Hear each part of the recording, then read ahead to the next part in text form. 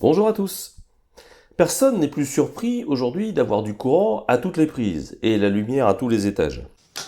Nuit, jour, nuit, jour. Et pourtant, c'est une sacrée performance technologique car, comme vous le savez, l'énergie électrique ne se stocke pas. Alors oui, je sais, vous allez me dire qu'une batterie stocke bien de l'électricité, non? Eh ben, pas vraiment. Une batterie convertit l'énergie électrique en énergie chimique quand on la charge, et elle fait la conversion inverse quand on la décharge. Mais bon, de toute façon, il n'y a pas de batterie derrière nos prises de courant. Nos logements, nos usines, nos villes sont alimentés en énergie électrique par le réseau de transport de l'électricité, qui nous livre l'énergie électrique qu'il reçoit des centrales de production d'électricité, alors qu'elles soient nucléaires, thermiques, solaires ou éoliennes. Et comme l'énergie électrique ne se stocke pas, et j'insiste là-dessus, ça signifie qu'à chaque instant, la puissance électrique que reçoit le réseau de transport est strictement égale à la puissance électrique que réclament tous les consommateurs branchés sur lui.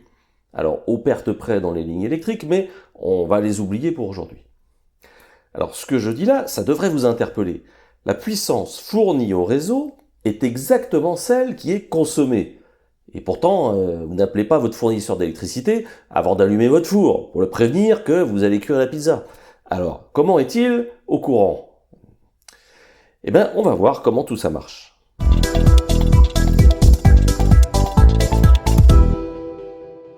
Imaginez que le réseau de transport d'électricité, français pour faire simple, est un grand aquarium à moitié rempli d'eau. Au-dessus de l'aquarium, il y a plein de robinets qui remplissent l'aquarium. Chaque robinet, c'est un moyen de production d'électricité qui fournit de la puissance électrique à notre aquarium réseau. Alors, il y en a de toutes les tailles, des ouverts, des fermés, des à moitié ouverts, etc. Et en bas, l'aquarium se vide par une multitude de petits robinets. Ce sont les utilisateurs qui soutirent la puissance électrique sur le réseau. En permanence, des robinets s'ouvrent, d'autres se ferment, mais globalement, le niveau est stable. Ce qui entre est égal à ce qui sort. Notre aquarium réseau est équilibré. Ce qui est fourni est égal à ce qui est consommé. Et l'électricité fournie a une belle allure sinusoïdale et une fréquence de 50 Hz. Mais vous savez, c'est ce son qu'on entend parfois dans certains appareils électriques. Alors une autre façon de voir cet équilibre, c'est d'imaginer un cycliste qui roule à vitesse constante sur un faux plat, en donnant, mettons, 50 coups de pédale par minute. Oui, c'est pas beaucoup. L'effort qu'il fournit, qui est équivalent de la puissance électrique fournie au réseau, c'est égal à la puissance qui est nécessaire pour gravir le faux plat. Et à présent, que se passe-t-il si la puissance demandée augmente, c'est-à-dire si les robinets du bas tirent plus d'eau qu'il n'en arrive en haut? L'équilibre est rompu et le niveau dans l'aquarium baisse. Pour notre cycliste, ça veut dire qu'il a besoin de plus de puissance parce que la pente devient plus raide et s'il n'appuie pas plus fort sur les pédales, il va pédaler de moins en moins vite. Pour le réseau électrique, c'est exactement la même chose. Si la puissance consommée dépasse la puissance fournie au réseau, la fréquence de l'électricité baisse sur tout le réseau. Alors pas beaucoup, de quelques centièmes de Hertz. Mais c'est suffisant pour être mesuré par les automatismes de certaines centrales de production d'électricité qui sont conçues pour ça et qui vont donc immédiatement, automatiquement et sans intervention humaine, augmenter légèrement la puissance injectée sur le réseau pour stopper la dérive à la baisse de fréquence, puis ensuite la remonter à 50 Hz. C'est important parce que la plupart des appareils branchés sur le réseau fonctionnent mal, voire peuvent être endommagés si la fréquence s'écarte trop de cette valeur de 50 Hz.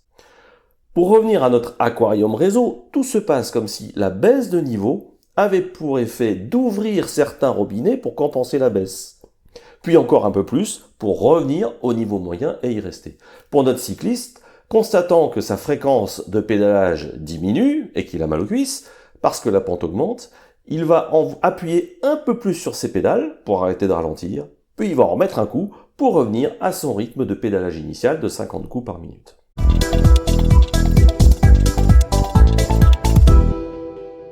Alors en France, le responsable du niveau de l'aquarium, alors plus sérieusement de ce qu'on appelle l'équilibre offre-demande de puissance sur le réseau électrique, c'est le RTE, Réseau de transport de l'électricité. Alors oui, ils se sont pas foulés pour le don, mais... Les agents du RTE surveillent 24 heures sur 24 la fréquence du réseau et s'assurent que les automatismes dont j'ai parlé agissent correctement. Parfois, ces automatismes ne suffisent pas. Prenons par exemple une finale de Coupe du Monde de football, France-Allemagne au hasard, qui doit se terminer aux alentours de 22h30. Une grande partie des télévisions devrait s'éteindre vers 22h45, 23h, et la puissance électrique demandée devrait baisser en conséquence. Du moins, c'est ce qu'ont prévu les producteurs d'électricité dans leur programme de production. Mais là, prolongation. Les robinets du bas restent ouverts plus tard que prévu. Le RTE va alors demander à certaines centrales électriques d'augmenter la puissance produite pour anticiper ainsi le déficit de puissance fournie et éviter le déséquilibre, enfin dans la mesure du possible. Ces centrales dont on peut moduler la puissance, ce sont des moyens de production pilotables. Vous avez certainement entendu ce mot. C'est le cas des centrales nucléaires et thermiques et aussi des centrales hydroélectriques, des barrages, mais pas des parcs éoliens et photovoltaïques. J'espère que vous comprenez à présent pourquoi les moyens pilotables sont indispensables pour équilibrer le réseau électrique et maintenir sa fréquence à 50 Hz. Pour ceux d'entre vous qui voudraient en savoir plus, je vous conseille le site rte-france.com qui rentre beaucoup plus dans les détails. C'est tout pour aujourd'hui. À bientôt!